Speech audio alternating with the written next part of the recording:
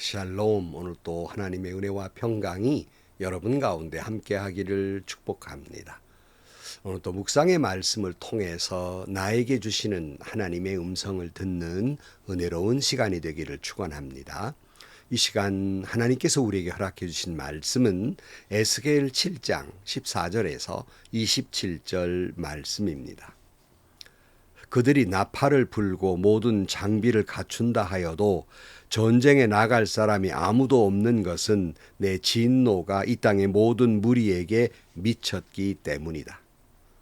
거리엔 전쟁이 있고 집안에는 전염병과 기근이 있다. 들녘에 있는 사람은 칼에 찔려 죽고 성읍 안에 있는 사람은 기근과 전염병으로 죽는다. 더러는 살아남아서 계곡에서 놀란 비둘기처럼 산으로 피하겠지만 저지른 죄를 생각하며 슬피 울 것이다. 사람들은 모두 손에 맥이 풀리고 무릎을 떨 것이다.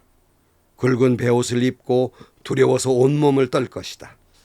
모든 얼굴에는 부끄러움이 가득할 것이요 모든 머리는 대머리가 될 것이다. 그들은 은을 길거리에 내던질 것이며 금을 오물 보듯 할 것이다. 내가 진노하는 날에 은과 금이 그들을 건져줄 수 없을 것이다. 은과 금이 그들의 마음을 흡족하게 못하고 허기진 배를 채워주지 못할 것이다. 오히려 은과 금은 그들을 걸어서 넘어뜨려서 죄를 짓게 했을 뿐이다. 그들이 자랑하던 아름다운 보석으로 역겹고도 보기 싫은 우상들을 만들었으므로 내가 보석을 오물이 되게 하겠다. 또 내가 그 보석을 외국 사람에게 넘겨주어 약탈하게 하고 세상의 악인들에게 넘겨주어 약탈하고 더럽히게 하겠다. 내가 간섭하지 않을 것이니 외국 사람들이 나의 은밀한 성소를 더럽히고 도둑들이 그곳에 들어가서 약탈할 것이다. 너는 쇠사슬을 만들어라. 이 땅에 사륙이 가득 차 있고 이 도성에는 폭력이 가득 차 있기 때문이다. 나는 세상에서 가장 악한 이방 사람들을 데려다가 그들의 집들을 차지하게 하겠다. 강한 사람들의 교만을 꺾고 그들의 성소들이 모두 더럽혀지게 하겠다. 파멸이 이르렀다. 그들이 평안을 찾지만 전혀 없을 것이다. 재앙에 재앙이 겹치고 불길한 기별이 꼬리를 물 것이다. 그때에는 사람들의 예언자에게 묵시를 구하여도 얻지 못할 것이며 제사장들에게는 가르쳐줄 율법이 없어질 것이고 장로들에게서는 지혜가 사라질 것이다. 왕은 통곡하고 지도자들은 절망에 빠지고 이 땅의 백성들은 무서워 벌벌 떨 것이다. 내가 그들의 행실대로 그들에게 갚아주고 그들이 심판받아야 하는 그대로 그들을 심판하겠다. 그때야 그들이 비로소 내가 주인 줄 알게 될 것이다. 아멘. 우상숭배로 하나님을 멀리하고 우상숭배함으로 말미암아 세상의 빛이 아니라 세상의 어두움을 가져오며 세상보다 더 악하고 음란한 행위에 빠져서 하나님의 진노하심이 계속 이스라엘에게 쏟아붓게 됩니다. 계속되는 말씀이죠. 14절입니다. 그들이 나팔을 불고 모든 장비를 갖춘다 하여도 전쟁에 나갈 사람이 아무도 없는 것은 내 진노가 이 땅의 모든 무리에게 미쳤기 때문이다. 거리에는 전쟁이 있고 집안에는 전염병과 기근이 있다. 들녘에는 사람은 칼에 찔려 죽고 성읍 안에 있는 사람은 기근과 전염병으로 죽는다. 더러는 살아남아서 계곡에서 놀란 비둘기처럼 산으로 피하겠지만 저지른 죄를 생각하며 슬피 울 것이다. 사람들은 모두 손이 맥이 풀리고 무릎을 떨 것이다. 굵은 베옷을 입고 두려워서 온몸을 떨 것이다. 모든 얼굴에는 부끄러움이 가득할 것이요 모든 머리는 대머리가 될 것이다. 이스라엘은 하나님을 멀리하고 자기 나라의 평안을 어떻게 하나님을 의지한 것이 아니라 주변국과 동맹을 강력한 국가와 동맹을 맺음으로 안녕을 꾀했고 또 자기들의 군사력을 많이 수를 많게 함으로 말미암아서 나라를 지킬 것이라고 생각했어요. 이들은 하나님이 아닌 또 하나의 우상을 섬기게 된 것이죠. 그러나 아수르가 쳐들어와서 북이스라엘이 멸망하고 바벨론이 쳐들어와서 남유다가 망합니다. 사실 이것은 하나님의 심판이었어요. 그들이 그토록 믿었던 동맹은 아무런 쓸모가 없었고 자신들의 키워왔던 군사력도 도무지 무기력할 수밖에 없었어요. 전쟁과 전염병 그리고 기근으로 말미암아 많은 사람들이 죽어나갑니다. 결국 이스라엘은 자기들의 죄로 인해서 온 심판, 두려워 벌벌 떨게 될 것이고 수치를 당하게 될 것입니다. 부끄러움이 가득하고 모두 대머리가 될 것이다. 이들에게 있어서 머리털이나 수염은 자존심이거든요. 이렇게 다 깎임을 받는 수치를 당할 것이다 그랬어요. 여러분, 심각한 말씀은 회개할 때, 바로 지금 회개할 때 회개하지 않고 눈물을 흘리지 않으면 하나님의 심판을 받고 더 서글피 우는 눈물을 흘리게 될 것입니다. 회개의 눈물을 흘리시겠습니까? 심판의 눈물을 흘리시겠습니까? 19절입니다. 그들은 은을 길거리에 내던질 것이며 금을 오물 보듯 할 것이다. 내가 진노하는 날에 은과 금이 그들을 건져줄 수 없을 것이다. 은과 금이 그들의 마음을 흡족하게 못하고 허기진 배를 채워주지 못할 것이다. 오히려 은과 금은 그들을 걸어서 넘어뜨려 죄를 짓게 했을 뿐이다. 그들이 자랑하던 아름다운 보석으로 역겹고도 보기 싫은 우상들을 만들었으므로 내가 보석을 오물이 되게 하겠다. 또 내가 그 보석을 외국 사람에게 넘겨주어 약탈하게 하고 세상의 악인들에게 넘겨주어 약탈하고 더럽히게 하겠다. 오늘 살아가는 사람들, 세상 사람들 다 그렇지만 돈이 우상이 돼요. 또 다른 우상입니다. 만물이에 빠져서 돈이 왕이고 돈이 우상입니다. 성경은 돈이라고 하는 것이 무슨 나쁘거나 좋다거나 이런 평가를 하지 않습니다. 돈은 우리가 살아가는 데 있어 좋은 수단이고 돈은 많을수록 좋은 건 당연한 것이지요.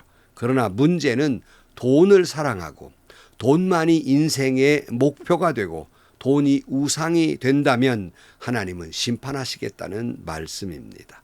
그러나 그들이 그토록 의지했던 돈, 은도, 금도, 돈도 하나님 심판 앞에서는요, 오물이 되고 말 것입니다. 그들이 치장하는 수천, 수백, 요즘 명품 이야기 하잖아요. 명품 백이나 무슨 진주 목걸이도 역겨운 것이 되고 말 것이라. 하나님의 심판하는 아무런 힘이 되지 않는 것이 이런 물질이에요. 돈이에요. 그 다음 22절이에요. 내가 간섭하지 않을 것이니 외국 사람들이 나의 은밀한 성소를 더럽히고 도둑들이 그곳에 들어가서 약탈할 것이다. 너는 쇠사슬을 만들어라. 그 땅에 살육이 가득 차 있고 이 토성에는 폭력이 가득 차 있기 때문이다. 나는 세상에서 가장 악한 이방 사람들을 데려다가 그들의 집들을 차지하게 하겠다.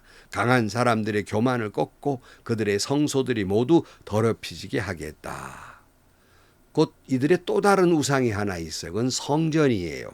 하나님의 성전 결코 무너지지 아니하리라, 망하지 아니하리라는 믿음이 있었어요. 그러니까 하나님에게 믿음이 있는 것이 아니라 성전을 향해 믿음이 있었단 말이에요. 그러니까 이들은 이것이 또 다른 우상이 된 거예요. 성도 여러분, 우리가 여러분이 섬기는 교회를 아름답게, 교회당을 아름답게 꾸미는 것, 가꾸어 가는 것 참 좋은 일입니다. 그러나 이 성전이, 교회당이 우상이 되어서는 안 되는 거예요. 어떤 큰 교회의 교인들을 보면 내가 큰 교회 다닌다는 자부심을 가지고 있어요. 이건 또 큰 교회가 우상이 되어버리고 만 거예요. 교회에 나가면서 그런 데만 관심이 있고 하나님의 말씀에는 멀리하고 말씀의 순종도 멀리하고 말씀을 통해 회개도 멀리한다면 그 사람은 단지 교회를 다니는 멤버일 뿐, 그 사람은 교회를 섬기는 사람, 교회가 우상이 된 사람이지 예수를 믿는 사람이 아니라는 말씀이에요. 25절이에요. 파멸이 이미 이르렀다. 그들이 평안을 찾지만 전혀 없을 것이다. 재앙에 재앙이 겹치고 불길한 기별이 꼬리를 물 것이다. 그때에는 사람들이 예언자에게 묵시를 구해도 얻지 못할 것이며 제사장에게는 가르쳐줄 율법이 없어질 것이고 장로들에게는 지혜가 사라질 것이다. 왕은 통곡하고 지도자들은 절망에 빠지고 이 땅의 백성들은 무서워 벌벌 떨 것이다. 내가 그들의 행실대로 그들에게 갚아주고 그들이 심판을 받아야 하는 그대로 그들을 심판하겠다. 그때야 그들이 비로소 내가 주인 줄 알게 될 것이다. 이스라엘은 그냥 예언자들, 제사장들, 그리고 왕들, 지도자들이 그들에게 평안을 가져다 줄 것이라고 믿어왔어요. 그러나 인간은 무너지게 돼 있지 않습니까? 사랑하는 성도 여러분, 교회의 목사님도 장로님도 존경의 대상은 될 뿐 믿음의 대상은 아닙니다. 만약에 목사님, 장로님을 믿는다면 여러분은 무너질 것입니다. 왜냐하면 사람은 실망케 하기 때문입니다. 어느 성도들은 교회에 나가서 목사님 얼굴 도장 찍고 나 주일날 교회 갔다 왔다. 여기에만 의미를 두는 출석 체크하는 여기에만 관심이 있고 하나님의 말씀에 대해서 감동도 없고 은혜 받지도 못하고 순종도 하지 아니하고 회개도 없는 사람들이 있어요. 이런 사람들은 교회에 나가는 우상숭배하는 사람에 불과한 거예요. 이런 성도도 이런 교회도 무너지게 돼 있습니다. 성도 여러분, 왜 교회 나가십니까? 목사님 보고 나가십니까? 장로님 보고 나가십니까? 충성 봉사도 목사님 보고 보라고 하시는 겁니까? 장로님을 위해 헌신하고 있는 겁니까? 그런 신앙인들은 실망할 수밖에 없고 망할 것입니다. 왜냐하면 목사님도 실망케 할 수밖에 없고 장로님도 인간 냄새 나서 실망하게 되기 때문입니다. 예레미야 23장 16절 말씀에 이런 말씀이 있어요. 나 만군의 주가 말한다. 스스로 예언자라고 하는 자들에게서 예언을 듣지 말아라. 그들은 헛된 말로 너희를 속이고 있다. 그들은 나 주의 입에서 나온 말을 전하는 것이 아니라 자기들의 마음 속에서 나오는 환상을 말할 뿐이다. 그들은 나 주의 말을 멸시하는 자들에게도 말하기를 만사가 형통할 것이다. 주님의 말씀이다 한다. 제 고집대로 살아가는 모든 사람에게도 너희에게는 어떤 재앙도 내리지 않을 것이다 하고 말한다. 그러나 그 거짓 예언자들 가운데에서 누가 나 주회의에 들어와서 나를 보았느냐, 누가 나의 말을 들었느냐, 누가 귀를 기울여 나의 말을 들었느냐. 예언을 한다고 설교를 한다고 하는 목사들도 하나님의 음성을 듣지를 못해요. 교회는 목사를 위해 나가는 것도 아니며 목사의 말을 듣기 위해서 나가는 것도 아닙니다. 하나님의 말씀을 듣고 회개하기 위해 교회에 나가는 거예요.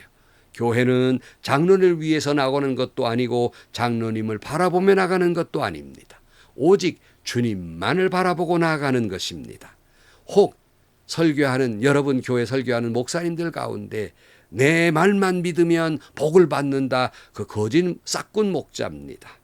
내 말에 아멘만 하라고 강요하는 사람들, 그런 사람들이 하나님의 말씀을 듣지 아니하고 자신이 말씀에 은혜 받지도 못하고 앵무새처럼 떠든다면 그것은 거짓 목사입니다. 장로가 하는 말만 듣고 장로의 권위에 도전하지 말라고 하는 장로도 참 장로가 아닙니다. 여러분, 권위라고 하는 것은 내가 주장한다고 세워지는 것이 아니라 남들이 권위를 세워주는 거예요. 내 권위를 주장하는 것처럼 참 불쌍한 일이 없어요. 오죽했으면 권위를 인정해 달라고 주장하겠습니까? 권위는 하나님께로부터 주어지는 것이고 권위는 주변 사람들이 권위를 인정해 주는 것일 뿐이에요. 여러분, 장로님 여러분, 권위는 내가 주장하는 것이 아니라 하나님 권위 앞에 무릎 꿇고 겸손하게 되는 거예요. 이게 참다운 장로님들의 권위라는 말씀이에요. 여러분, 그런 고로 목사님의 말에 기울이지 말고 하나님의 말씀에 귀를 기울이시고 장로님의 권위에 주장하지 말고 하나님 권위 앞에 무릎을 꿇게 되기를 축복합니다. 이렇게 우상을 섬기는 사람은 망할 것입니다. 초절히 실패를 맛볼 것입니다. 나 외에 다른 신은 없다고 주님은 오늘 계속해서 반복적으로 말씀하고 있습니다. 여러분, 주만 붙들고 주님만 바라보고 살아가는 여러분들이 되시기를 주의 이름으로 간절히 축원합니다. 기도하겠습니다. 하나님 아버지, 오늘 저희들이 하나님 이외에 섬기는 우상이 무엇이겠습니까? 때로는 저희들이 이 세상 물질이 우상이 되기도 하고, 때로는 자기의 힘이 우상이 되기도 하고, 세상 것이 우상이 될 때도 있습니다. 저희들을 용서하여 주옵소서. 오직 주님만이 참 하나님이시며 오직 주의 말씀만을 듣는 저희들 되게 하여 주옵소서. 예수님의 이름으로 기도하옵나이다. 아멘. 어디 보니까 교회가 무너지는 까닭 가운데 하나가 많은 목사님들이 복받으라 하는 말씀에만 귀를 기울이고 회개하라는 말에 귀를 기울이지 않기 때문에 교회가 무너져가고 있다, 그런 말을 들은 적이 있습니다. 여러분, 복받으라는 말에 귀를 기울이는 것도 귀한 일이죠. 그러나 여러분, 회개하라는 말씀에 귀를 기울이고 회개하셔야 합니다. 그러므로 여러분, 주님 앞에서 참 신앙인으로서 하나님의 말씀에 귀를 기울이고 주님만 섬기는, 주님만 바라보는 저와 여러분들이 되시기를 축복합니다. 행복하시고요, 좋은 일이 가득한 하루가 되시기를 주님의 이름으로 간절히 축원합니다.